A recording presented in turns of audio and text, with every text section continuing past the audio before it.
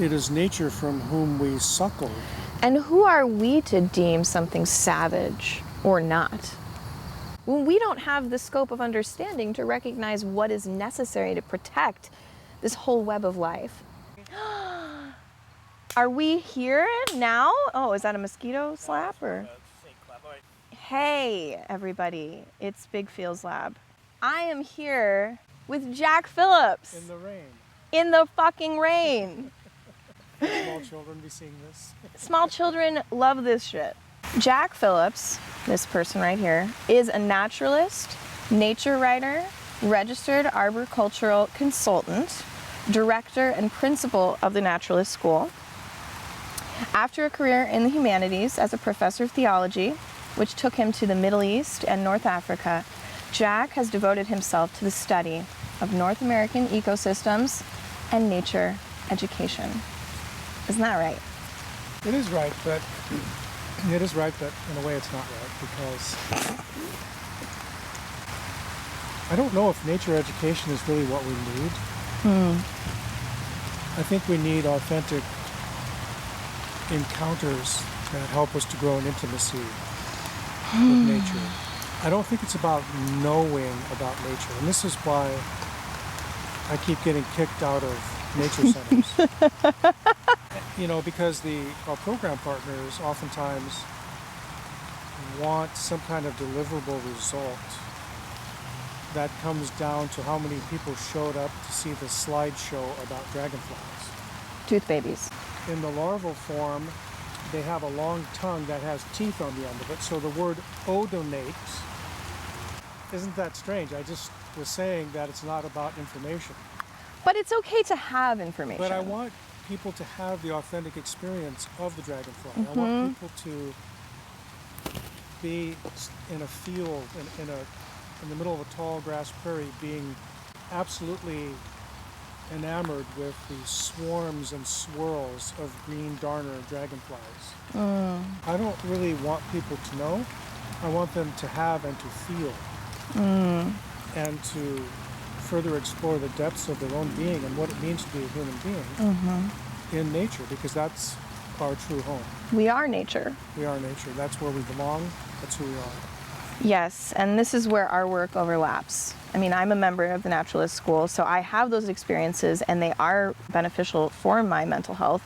But I think the same thing is true about educating people about mental health. We don't need to just tell somebody what their diagnosis is. A lot of it is just kind of evolving, contested concepts, when what people really need is to have an experience that changes their understanding of how they can live and how they can feel. I wanted to talk about nature deficiency. This is a term that's kind of coming up in mental health world right now, and forest bathing. This is being prescribed by medical professionals in other countries at this point, like spending time in nature, how it lowers your cortisol levels and it affects your nervous system regulation and all of these things. Being in nature makes us feel calmer. It sends a signal to our bodies when we hear birdsong that we're safe, right? Because we've evolved alongside these creatures.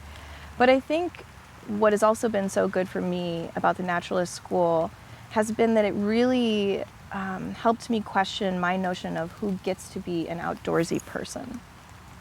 Because I did not grow up in a class or a group that kind of encouraged me to be out on the weekends with my hiking gear.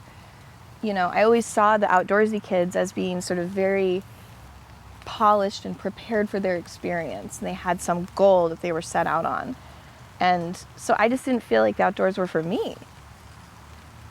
And even though I was having experiences where, in times of stress, I would drive to a park by myself or a cemetery or just ride along a country road to clear my mind, I didn't really feel authorized to say I'm having an experience of nature.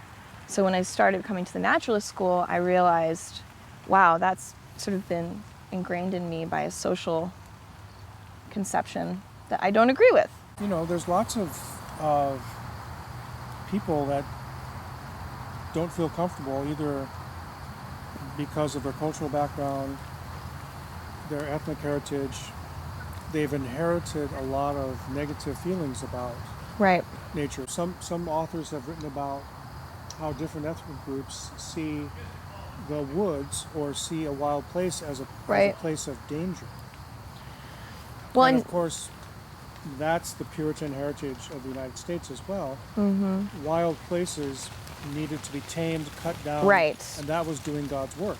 The civilized people came in and corrected groups that were living in this primal way that was beneath us, right? So I mean, that still in our media images, in what we see when we look at ads of like national parks and who takes their family hiking, right?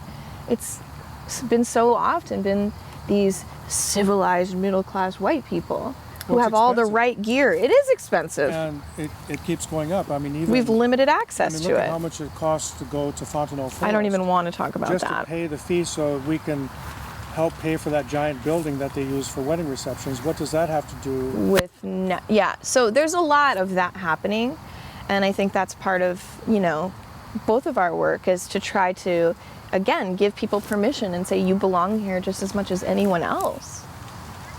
And if we think of a nature center as a building where people have to pay a fee to get into the place, what is that saying about to whom does this belong?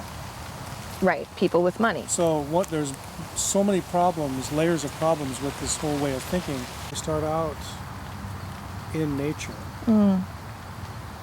We're born with skin. Usually. And we're born with bodies. To have a body means to participate in nature. So that's really who we are anyway. And these bodies connect us to every other strand of energy and the generative tissue of the cosmos just by virtue of being born in flesh. And if we want to talk about spirit or soul, we can talk about those as somehow distinct realities, but at the end of the day, our experience of spirit or soul is in flesh. An embodied experience. And it would be very difficult to argue, I think, that there is a distinctive reality called spirit and a distinctive reality called body, because I think that those ultimately are the same thing. Some people, I think, would interpret that as a diminishment of the spiritual experience, and I think for people that's a sense that the spirit is so boundless and sort of like has this freedom that we interpret the body not to have. But isn't it actually a diminishment of the body? I would say so. Because in the Western tradition, being shaped by Hellenistic thought and Plato, I was hoping we would come back. Real. Yes. The idea of something is the real form of it. The physical form is just a shadow. Right. A poor copy, not the real thing. Right. And I think that we've gotten it backwards. Well, you just took me to my second point, which is as I study mental health, the more I understand these symptoms, and I experience them myself. You know, I live in the Western culture. I'm on my cell phone all the time. I participate in diet culture. I'm looking at all of these ways that we have so thoroughly internalized the belief that our body is an object that we, some ephemeral being, exist inside of and have to sort of act upon with some kind of violence, almost like some rigor, like we have to run every day or your unruly body is gonna get out of shape. We have to constantly be taming the body. And so not only is that directly tied to dissociation, which is a symptom of so many mental illnesses, and the experience of dissociation is essentially, I don't feel like I'm in my body. I sort of like don't really feel present. But we're living in a culture that encourages disembodiment all the time. Not being in this body and seeing the body as animal, which we think of as base level and we disrespect. And we don't appreciate the sophistication of, like you're saying, the surface of the ice is different today than it was even 5 hours ago, because a body is responding you know, if the earth is the body and this flesh is the body, we're responding, we're constantly in conversation with the other beings around us. And we don't see the sort of mysticism of that. So is this to say then that good experiences in nature are healing because they help us to become embodied? Yes. One of the ways that being in nature helps me be more embodied is to be reminded of the complexity of all of these relationships. Like, for example, there's a spider on you. Is that a spider or is that an insect? It's a harvester. It is an arachnid. But in addition to sort of recognizing the complexity of relationships in nature, I also want us to talk about wildness. So you talk a lot about wildness, and I think wildness is an easy kind of entry point for people to look at this embodiment thing that we're talking about. Because people don't tend to understand what I mean when I'm saying people are disembodied, we need to get back into our bodies. I don't think that always comes through, but wildness, tell us more about that. people confuse wildness with wilderness. Oh. Wilderness is a place that relatively untouched by modern human civilization. Okay. Wildness is something that we all carry with us. It makes us who we are. Wildness is the self-organizing principle of the universe. I embrace the notion of wildness in my practice, doing therapy and healing work with people. It is a hard concept to sort of translate in our current system because we have so much messaging that says don't trust your body, don't trust your impulse. It's not just the body, it's like we have this sense that we are inherently sort of naughty and we have to fix that. Like we have to keep ourselves good.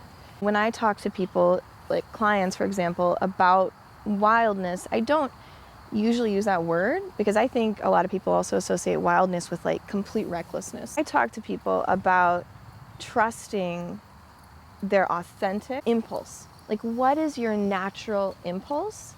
And sort of how do we assert that that is innocent? And usually the impulse is like a desire for connection, an intimate experience, even if it's not with another human being. An experience that feels immediate and feels permission giving, right? Like when I'm out in the woods, I just want to rub the dirt on my skin. So I'm able to trust that because I'm in a space where we're like, wildness, yes, rub this dirt all over you because you just want to. I think of wildness as just sort of the inherent impulses that we possess. Impulses in Western thought are these dangerous things that need to be controlled. I would rather think of controlling impulses as the need to find creative expressions for them. Right. Rather than a way of just sort of stomping them down. I think it's ironic because so much of the work that I do with clients is about redirecting impulses.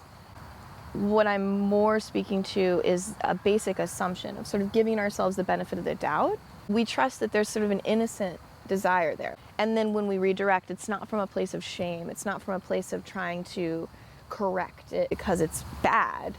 And in nature, and by nature I mean a place where we can feel wildness, or in other words, free nature, or in other words, the generative tissue of the cosmos, Okay. or raw creativity, I'm with you. then we can begin to realize that that is both a source of nourishment and a field of infinite possibilities Yes. for ways to express our own natural impulses and our own natural creativity.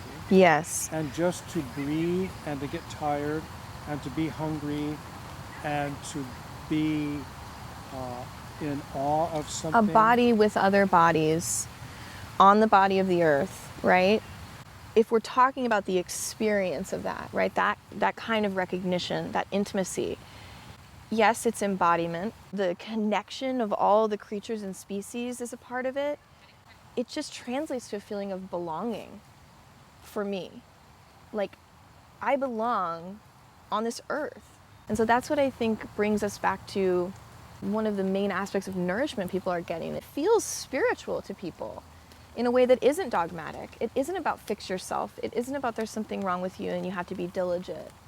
It's about embrace the experience you're having as a part of nature, a wild creature on this wild earth. Thanks for having me. Thank you, Jack. Thank you, Jack.